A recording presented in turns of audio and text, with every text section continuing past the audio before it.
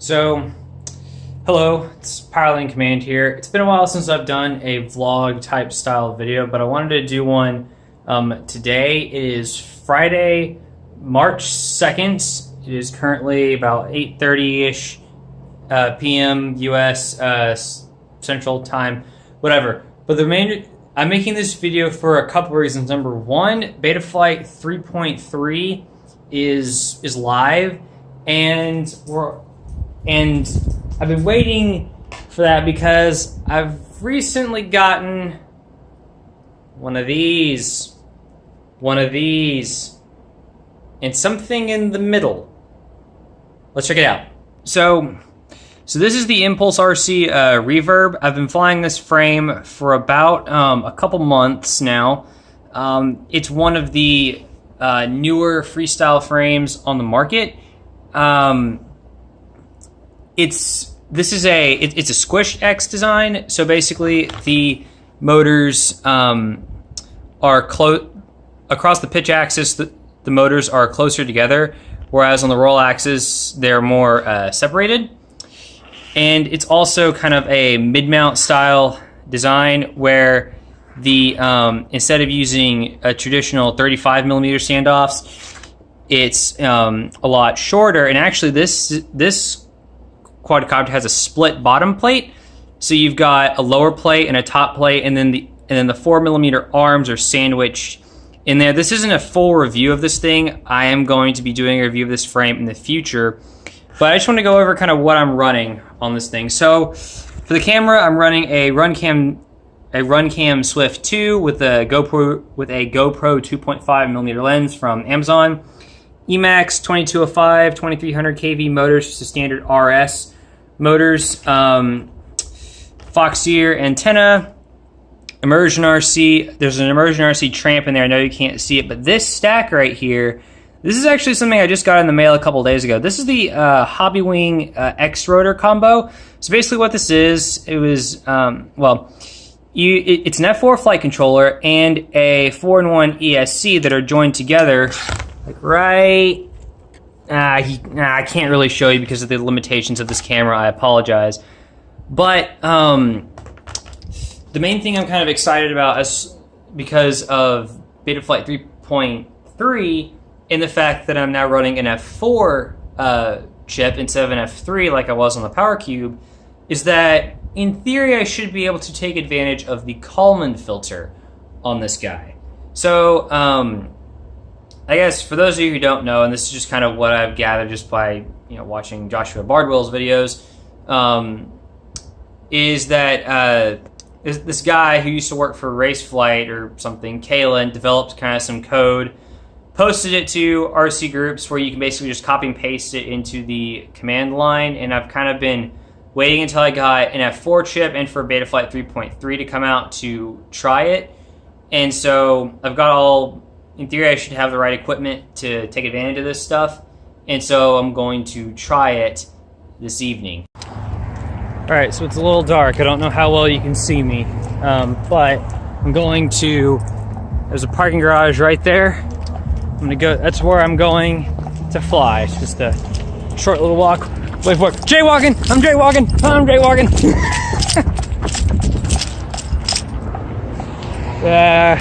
Yeah, just jaywalk. Whatever. It is a little cold, which I didn't really count on. I should have probably worn a jacket, but it's too late now. I'm kind of committed to this. So anyway, let's get set up and let's do some testing. All right, so I don't know. Hopefully you can see me because I can't see, because I'm shooting on the front-facing screen of this phone, so I can't really see what this picture looks like. But anyway, thought I could just talk while I'm setting up here. I'm a little worried about this because the last thing I want to do is burn up a motor, but these are the Emax 2205, 2300 kV motors, and one nice thing about them is that according to the product description, there's cooling fins in the motor, that help them, basically they draw up air as they spin to help the motors cool. So I'm hoping that will help dissipate some of the heat. I mean, it should in theory, but sometimes theory and practice are two totally different things. So yeah, like I said, last thing I want to do is burn up a motor. Also, since I'm in a parking garage, if for some reason anything software-wise malfunctions and the quad just decides to, you know, go full throttle into the moon, it's just going to go full throttle into concrete, break a prop, and land. I'm sure I'll still be freaking out and whatnot, but at least I'll be able to get it back, if you know what I mean. Like it won't just go straight to the moon and I'll lose it in the city of St. Louis, because that would be extremely bad. And I don't want that to happen. Star Wars music for the win, of course.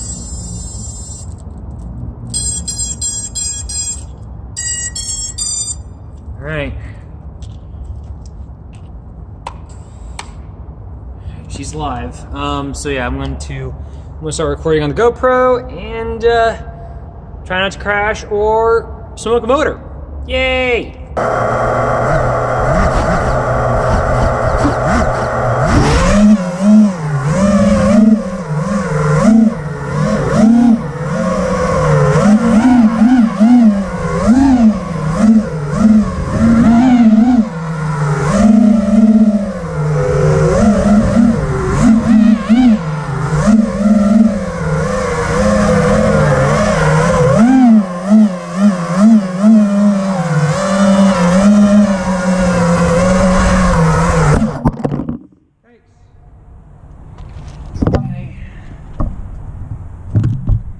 Not even remotely warm.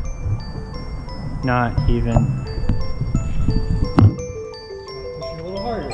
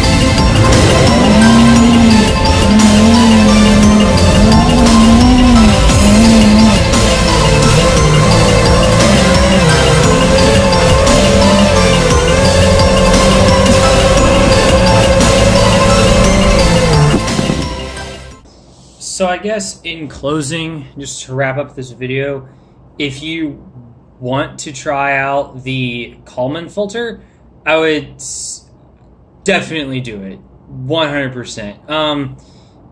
Well, let's take that back. It doesn't come. Using the Kalman filter doesn't come without its risks, and the biggest risk is that when you put it on, it's going to turn off a bunch of the filters in the filter settings on the PID tuning page in Betaflight. And if your equipment can't handle that, then you can damage components. So generally, like the better quality, from what I seem to see, that like the better quality your gear, the less likely it is that you're going to, say, burn up a motor or something. But maybe if you want to like get into this, maybe like just like filter tuning, just doing things like baby steps. Joshua Bardwell did a really good video about PID tuning. I'll link it below. I mean, not PID tuning, I'm sorry. Filter tuning, I'll link it below. And also, I'll link the RC Groups page where I got the Kalman filter CLI code in the video description. And so basically what you're going to do is you just highlight all of that, copy paste it in your command line, type save, press enter, and you're good to go. One thing that I did that's slightly different than the Kalman filter code that's provided is I went in and switched my motor protocol from multi-shot to dshot, and that's just because I want I like the advantages of dshot. I like the dshot commands, and especially the turtle mode function. So that's why I did that. So anyway, I hope this video was useful and or entertaining for you. Thank you very much for your time, and have a nice evening. Enjoy Betaflight 3.3.